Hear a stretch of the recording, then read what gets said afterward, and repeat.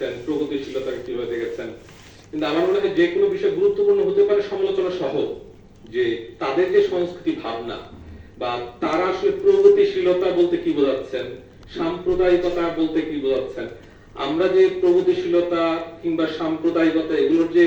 একটা সুনির্দিষ্ট পরিভাষা দীর্ঘদিন ধরে ঠিক করে নিয়েছি, এটার ব্যাপারে আমরা কোনো প্রশ্ন তুলতে দেখছি না। তো আমার মনে হয় যে আমাদের এখনকার যারা চিন্তক, তরুণ এবং প্রবীণ, সবাইকেই আবারও ভাবা দরকার, যে কোনো বিষয় গুরুত্বপূর্ণ হয়ে উঠলেও তাদের চিন্তা আমাদেরকে যেদিকে পরিচালিত করেছে আরো কিভাবে পরিচালিত করতে পারত, কিংবা তারা যে সংস্কৃতির ধারণা দিয়েছেন, যে ধরা যাক মোতাহার হোসেন চৌধুরীর কথা, সেটা কি একেবারেই মানে যথার্থ কিনা, কিংবা এখনকার বাস্তবতায় সেটাকে আবার কি পুনর্মূল্যায়ন করা উচিত কিনা,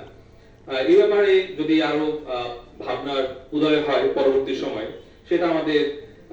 জ্ঞান এবং বৌদ্ধিক চর্চায় আরো কাজে